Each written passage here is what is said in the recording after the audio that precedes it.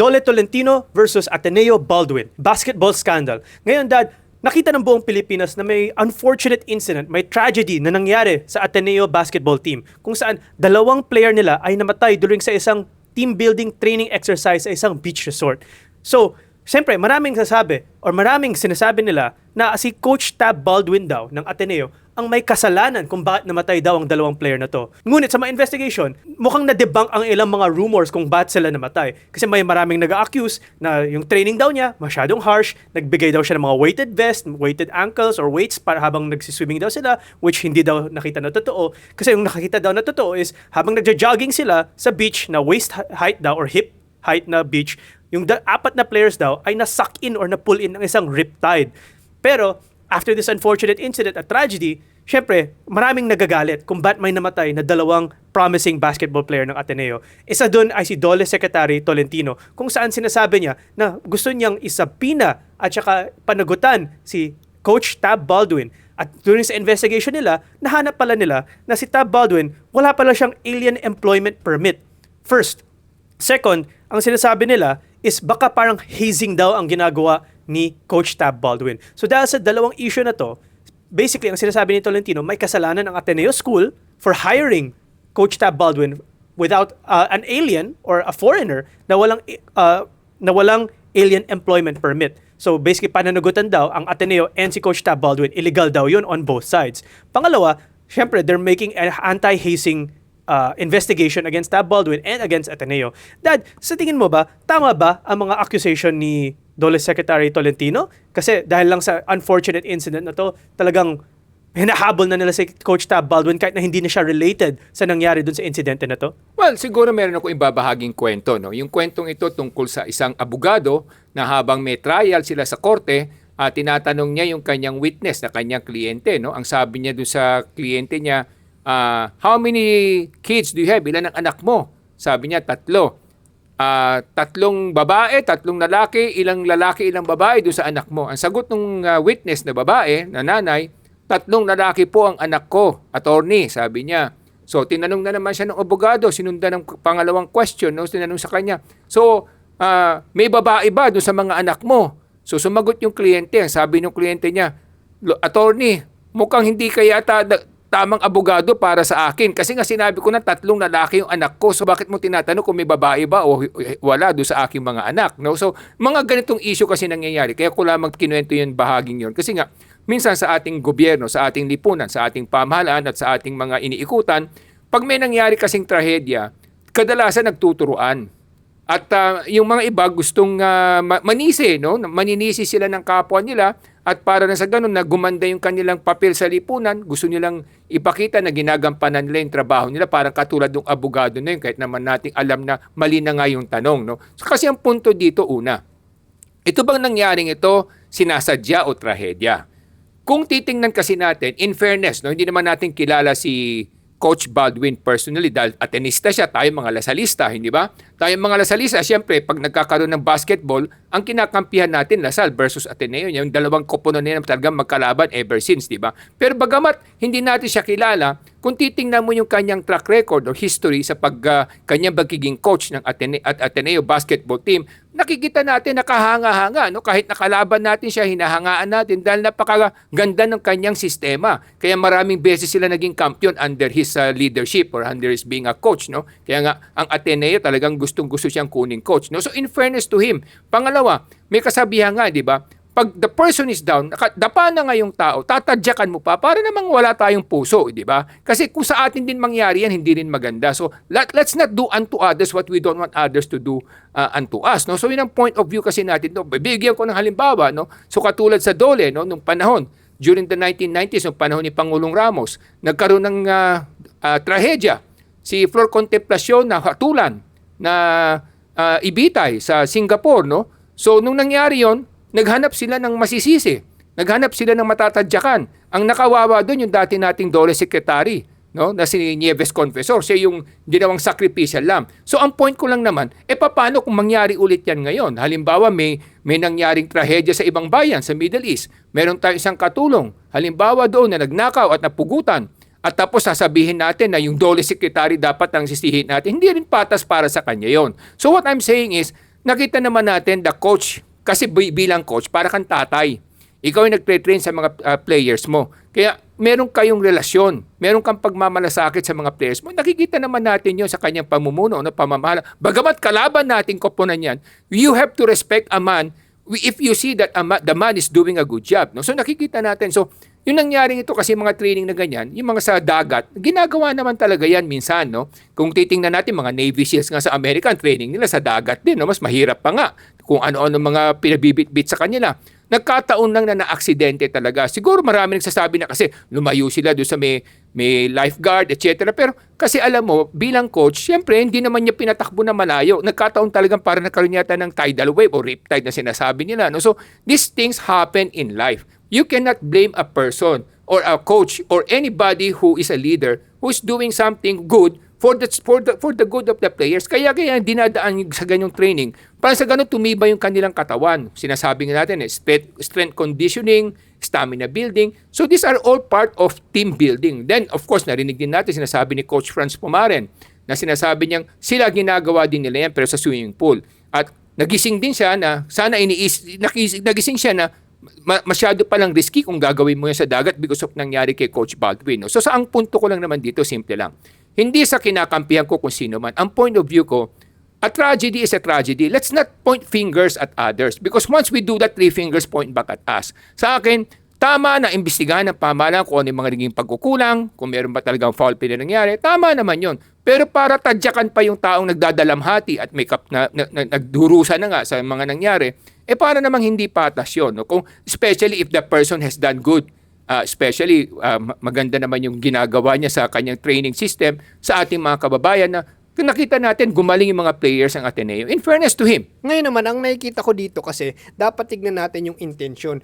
Kasi parang nag-iinit ng mga opisyal ng gobyerno natin o yung sinasabi ng ibang netizen, parang gusto yata pumapel ng mga ibang mga opisyalis natin kasi hindi lang ang Dole, kundi may mga iba't ibang mga opisyalis din ng gobyerno na gustong saktan tong si Ateneo Baldwin dahil sa nangyari. Kumbaga, gusto nila magpapogi sa madlang people. Pero hindi na tinitignan kung ano yung intensyon ng ating coach. Hindi naman niya intensyon na mamatay itong mga to. Kumbaga, ang intensyon niya is pagalingin sila. Tapos, syempre, hindi naman niya gusto na mamatay yung mga yun. Kumbaga, wala sa intensyon niya na i-murder or mamatay itong mga to. Ngayon naman, ang sinasabi ng mga ibang netizens kasi, itong Dole, minsan hindi sila marunong tumingin sa sarili nilang mga mali. Gusto lang na pintasan yung mali ng iba. Kasi ang isa sa mga sinasabi ng ating mga netizens sa comment section, sinasabi niya, bakit yung Dole parating malakas makapintas sa mga maliliit na negosyante o mga kumpanya, mga naghahanap buhay na sinasabi marami silang mga rules na ganito, minimum wage, ganyan, dapat yung mga wage,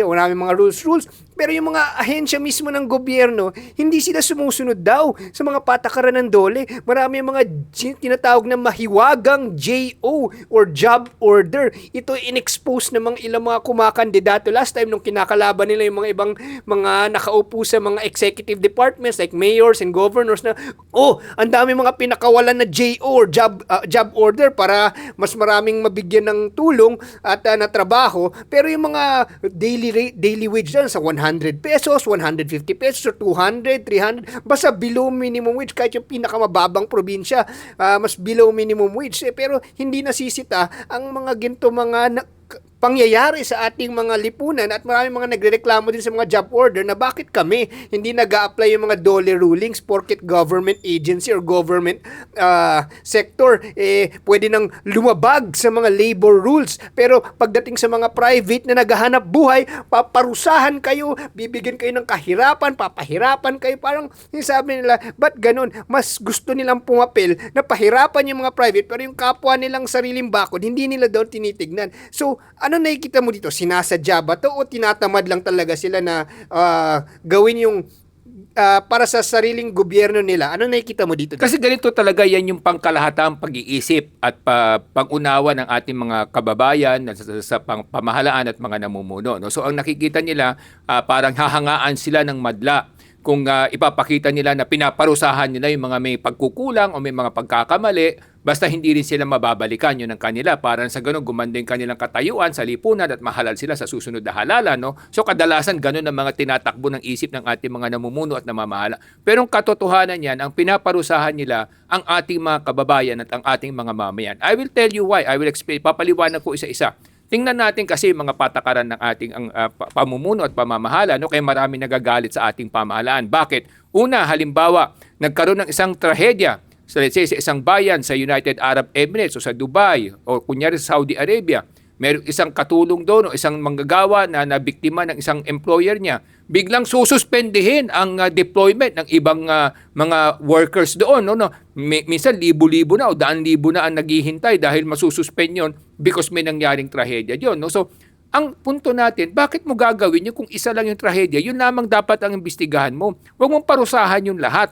Ba't kinakailangan parusahan mo para ipakita sa madla, ipakita sa lipunan na may ginagawa kayo? Ang importante isipin nyo, yung kapakanan ng ating bawat mamamayan na walang trabaho na kinakailangan pakainin yung kanilang mga pamilya. Pero hindi nang iniisip nila. Ang iniisip nila kinakailangan magmukha silang pogi para sa ganon mahalal sila sa susunod na halalan. Pero panahon na pa dapat magising ating mga kababayan na mali ganitong mga patakaran. Lalo lang naman nilang pinapahirapan ang ating mga kababayan. Pangalawa, kung titingnan din natin dito din sa ating bayan, kung titingnan mo, ganun din no, sa mga patakaran nila. Hindi nila minsan iniisip na pag sinasaktan mo palagi yung mga naghahanap buhay, nagnenegosyo, dahil gusto mong kampihan yung iilan na nagrereklamo sa iyo, mas maraming hindi mabibigyan ng trabaho kasi matatakot yung mga mamumuhunan at mga kapital na magpasok pa ng kapital dito at magbigay pa ng trabaho sa iba't ibang kababayan natin. Kasi nga, pinapakita nilang napakalupit. Meron mga ganyang issue nakikita natin, di ba? Pag illegal dismissal, kahit na ilang taon na hindi nagtatrabaho yung tao, pag maghahatulan nila na paswelduhan ng ilang taon yung tao na hindi naman nagtrabaho dun sa kumpanya na at may iba ng trabaho, nakikinabang na dun sa iba. So, siyempre, pag ginanya mo yung mga kumpanya, parang ano yan bad news yan na nalalaman lahat ng mga investors. Matatakot na pumasok dito dahil nga parang inaapi mo naman. Kasi nga, hindi mo pwedeng sabihin na kakampihan natin yung mga nangakapital at hindi mo rin pwedeng sabihin kinakampihan mo yung mga manggagawa. Dapat patas ka, para kang pare o para kang referee. Na yung dalawang yan, para mag-asawa yan. Na kung wala yung isa, hindi magtatagumpay yung isa. Yung lalaki, sabihin natin yung nangakapital. Yung babae, let's say yan yung manggagawa. Pag pinag-away mo yan o pinahirapan mo yung isa at kinampihan mo yung isa, may masasaktan dyan yung mga bata, yung mga anak. Yan yung mga sinasabi natin, mga ibang manggagawa na naghahanap din ng trabaho. Kasi nga, tandaan natin, pag pinahirapan mo ang isang namumuhunan, hindi na mag-i-invest yan. At hindi na siya mag-ahay ng marami pang tao, baka magsarapan ng kumpanya. Yan ang dahilan kaya nga kakaunti ang trabaho natin sa bayang ito. Kung titingnan mo, ilan ang gumagraduate o ilan ang nag-join ng labor force every year? Umigit kumulang 1 milyon. Ilan lang yung trabaho na ibibigay dito? 500 to 600,000. Bakit? Bakit kaunti ang negosyo o namumuhunan sa ating bayan? Dahil nga sa ganyan mga patakaran na sinasaktan natin yung isa at kinakampihan naman natin papogi dun sa kabila. Pero dapat yan pinagkakasundo mo sila at tinutulungan mo sila magkaroon ng maayos na relasyon. Wala kang kakampihan. Dapat patas ka. Saka kung halimbawa, illegal dismissal, ba't kinakailangan sweldohan mo na ilang taon yan kahit na wala na sa kumpanya? Dapat meron ng limit. O 3 months o 6 months severance pay. Yun lang kung illegal dismissal. Pero ba't kinakailangan pasweldohan mo kay ibang kumpanya umiiyak, di ba? Nakakausap natin. Isang tao nila nagreklamo, 5 taon na hindi illegal dismissal, pinasweldo na ilang milyon. Eh yung kumpanya napakaliit lamang. Paano na? Nagsara tuloy yung mga negosyo. Ilan ang ginaganyan nila kada araw, kada buwan, kada taon. Kaya maraming nawawala ng hanap buhay sa ating bayan. So yung sinasabi natin, katulad sinasabi mo, na pag government, nag-job order below minimum, hindi nila sinisita. Paano yan? So, the government should be a good example. And pangalawa, the government should be like a father to everybody. That ang intensyon ng tatay, siguraduhin tiyakin na magtagumpay ang bawat mamamayan. Wala kang kakampihan. Mayaman man o mahirap, matalino man o hindi, kinakailangan tulungan mo silang lahat magtagumpay. Because that is the mandate of the government. To give everybody equal opportunity to succeed and help those who are less privileged to be able to earn a good living in life. In fact nga, Dad, ang isa sa mga nabasa ko pa noon, na news. Merong isang major or number one restoration company ng mga lumang kotse na nakabase sa Subic, isang Amerikano. Libo-libo ang kanyang pinapasweldoan, libo-libo ang nabibigyan niya ng trabaho, skills at hanap buhay. Pero lumipat siya, umalis siya from Subic, Philippines, lumipat siya sa Thailand. Ang sinasabi niya kasi ang napaka-unfair daw ng ating mga labor system. Kasi may ilan lang daw na nagreklamo, ilan lang, mga wala pang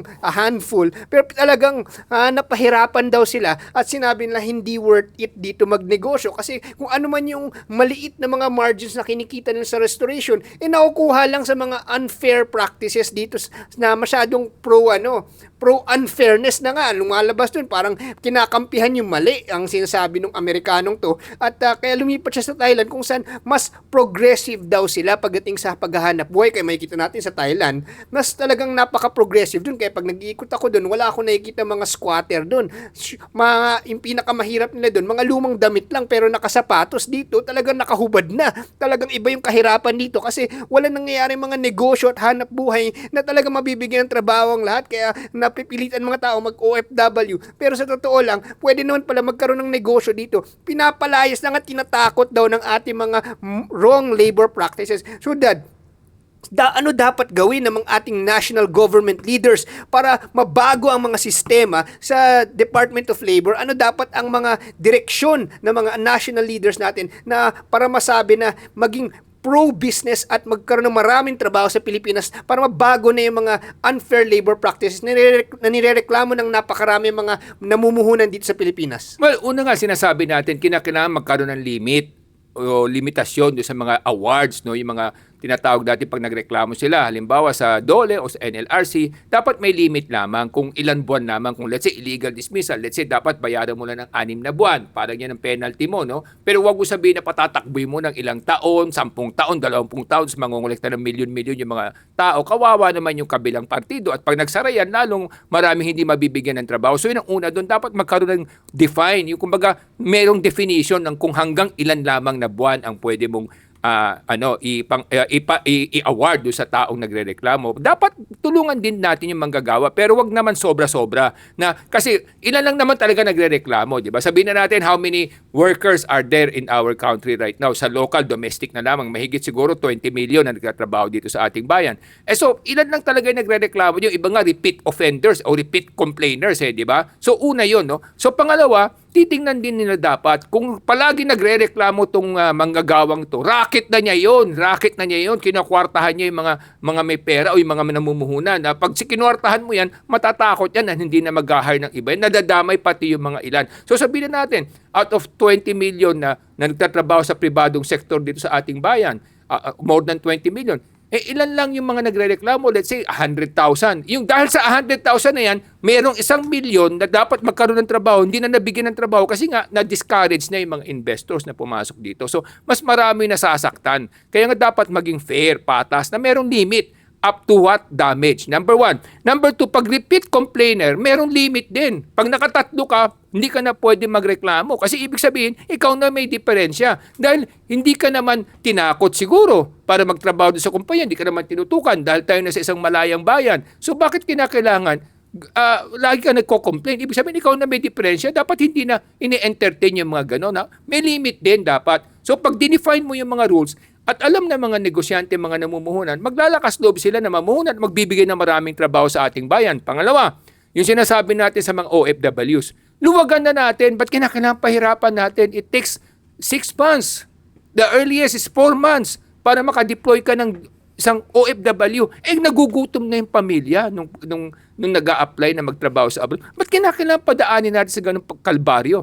Paghihirap at pagdurusa. Yun ang problema sa atin. Kumbaga, masyado natin sinasakal yung ating mga kababayan. Gusto natin silang magdusa, maghirap, para sa gano'n mas madali nating mauto. Yun ang masakit na katotohanan na ating nakikita. Kaya mga kababayan, napaka-importante maging mapanuri tayo kasi marami mga government officials gusto magsabi ng mga papoging statements, mga napaka-dangerous na mga policies para lang magpapogi sila. Kaya marami mang kababayan natin ng mga mangmang ang hindi naintindihan na mali yun. Kaya napaka-importante na edukado ang taong bayan para malaman nila sino yung mga nagpapapogi lang dyan pero hindi naman talaga nakakabuti sa taong bayan.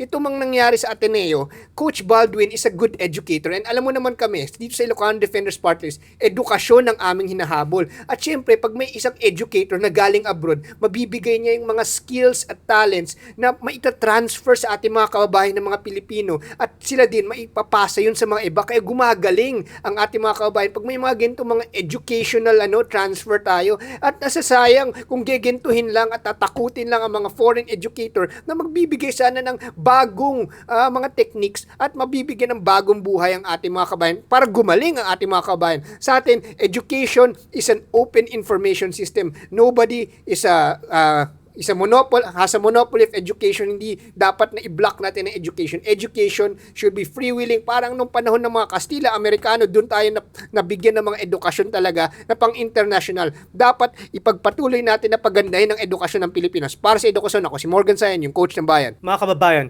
kaya maraming problema ang Pilipinas kasi marami ang ating mga government official, hindi nila fino-focus ang fairness at justice sa Pilipinas. Ang gusto lang nila, papogi at gusto nilang gumanda ang kanilang pangalan. Kaya ang kailangan natin mga kababayan, kailangan natin ng better leaders, kailangan natin mamuno or ihalal ang better na mamumuno sa atin sa mga susunod na eleksyon para gumanda ang kinabukasan ng Pilipinas, gumanda ang ekonomiya ng Pilipinas at gumanda ang hanap buhay ng bawat Pilipino. Kaya ang layunin ng Ilocano Defenders Party List ay itaas ang edukasyon, ng edukasyon para sa bawat Pilipino, para lahat ng Pilipino na matubaas ang edukasyon, mapipili nila kung sino ang mga namumuno na magiging fair, magiging just at mas magbibigay ng mga polisiya na forward-looking at hindi lang short-term para sa kanilang pagbabango ng kanilang mga pangalan. Ako po ay si Solomon Sai, ang inyong kuya ng bayan. Ang tunay na pagmamahal sa bayan ay hindi ipinapakita sa pamamagitan ng pagpapapogi o sa pamamagitan ng mga pansamantalang dahilan para sa ganun kayo sumikat. Ang tunay na pagmamahal sa bayan ay pagbibigay ng sakripisyo sa kanyang kabuhayan para sa ganun matulungan niya ang ating bawat kababayan na makaahon sa kahirapan. Yan po ang aming sinusulong sa Ilocano Defenders Party List. Isang bayan na ang ating mga namumuno at namamahala ay tunay na kumakalinga at nagmamalasakit sa kapakanan ng ating mga kababayan. Ako po si Michael Sain, yung dad ng bayan.